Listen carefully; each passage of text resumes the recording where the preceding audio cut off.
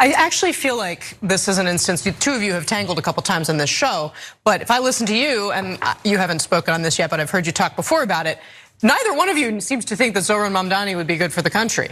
So on that panel, you have Bakari Sellers, a liberal, you have Scott Jennings, more of a Republican, and they don't often get along. It's kind of the whole point of these shows is for them to fight. But in this case, Casey Hunt did accurately find something that they agree on, which is that Zoran Mamdani is the absolute worst and he needs to be stopped. Now, not everybody hates him, not even every establishment Democrat hates him. And so we're gonna have to give credit to a few. We'll get to David Axelrod in just a bit. But first, one of the big ones historically is Barack Obama. And apparently, the New York Times reports some Democrats panicked over Mamdani, or I would put that in the present tense. Obama called him, he actually reached out to him. And so according to the Times, they had a lengthy call back in June in which Obama congratulated Mamdani, offering him advice about governing and discussed the importance of giving people hope in a dark time. And it isn't just Obama. Others in his orbit, either currently or back during his presidency, have shown an interest in Mamdani, including Jon Favreau, who was a speechwriter, Dan Pfeiffer, former senior advisor. And as we said, David Axelrod, who served as Obama's chief campaign strategist and also senior advisor, apparently stopped by his campaign headquarters as well. And he actually appeared on CNN and was asked about Mamdani. First of all, he's a Democratic nominee in the city of New York, and he has ignited a sense of hope and a sense of enthusiasm, particularly among young people, and change, yes, among young people in that city by focusing on the issue that actually is the issue nationally, but it's accentuated in New York where prices and costs are very, very high and rents are very, very high, and that is affordability. So I think he's an intriguing guy, and I was happy to sit down with him. I don't necessarily agree with all of his solutions, but I think he's raising the right questions, and I think it wasn't an accident that he won. So we can get to the video at some point. Bakari Sellers apparently wasn't buying that there's sort of a link between the two, between Obama and Mamdani. Do you think that there are stylistic similarities between former President Obama and Zoran Mamdani? Wait. Go ahead. No, I'm sorry, I didn't mean to say that out loud.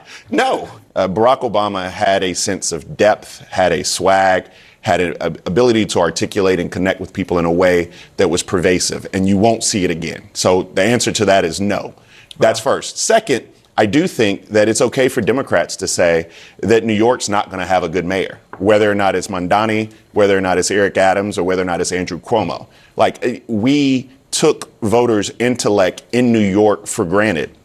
That's why you have a candidate who has an unproven track record to govern as the front runner, and I'm glad he's asking people like Barack Obama for support and help. But you also were running people like Andrew Cuomo and Eric Adams, who I wouldn't vote for if they were running against Scott Jennings. And I did consider briefly that this could be an Obama thing where, like, behind the scenes to reach out to him, it generates some headlines. It looks like you're tapping into this youth progressive thing, but hypothetically, maybe behind the scenes you're still opposing him. Maybe I'm being overly cynical. What do you guys think? Yeah, I think there's three different buckets here.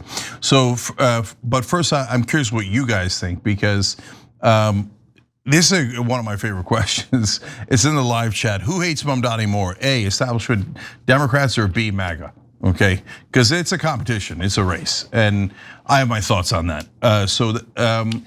There it is. Live chat is during the live show, obviously, which is 6 o'clock every day, Monday through Friday. And yeah, I agree with you guys. Overwhelmingly establishment Dems. So MAGA has issues with him because he's a communist, he's a Muslim, he's this, he's that, right? But that's kind of standard fare. They think Kamala Harris is a communist. I mean, it's hilarious, right?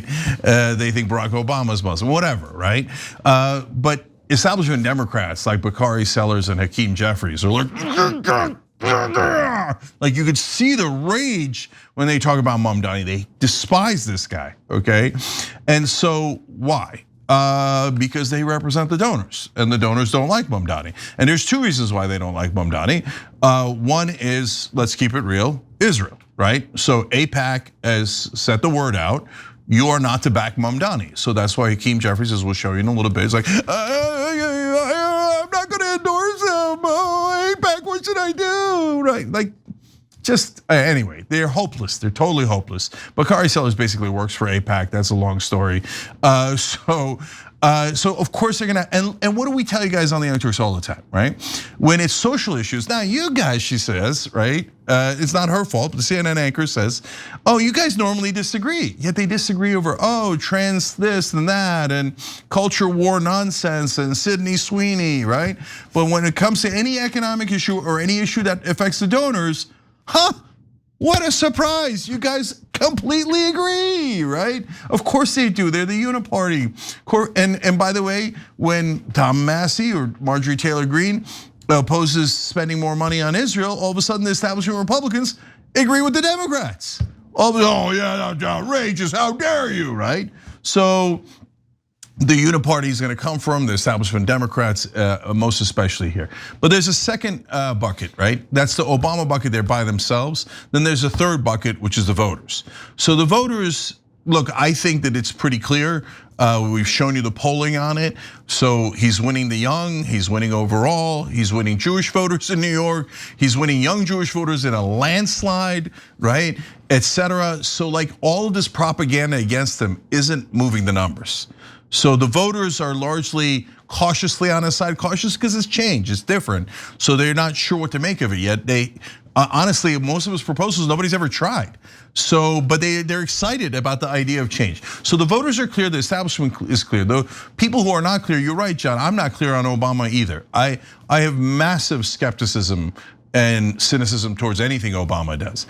My sense of it is, and I'm curious what you all think, is that they got a note basically from the audience through Pod Save America and other things. Obama has to seem to care. It seems like he's in his castle and the prince never comes down from his castle unless he's affected, right? So anytime like it touches him, like the other day when Trump went after him, he just put out a statement, right? Oh, you guys are like the house is burning down? No, whatever, dude. And so I think this is the Obama team going, oh no, we are engaging. Look at us, we care about this New York election. Obama will now call Mamdani. And we are looking for someone new. And if the Obama team's looking for someone new, in my opinion, and I hope I'm wrong about this, and they really might have changed, so I've got an open mind on it. But usually they're looking for somebody like Obama. Change on the outside, continuity on the inside.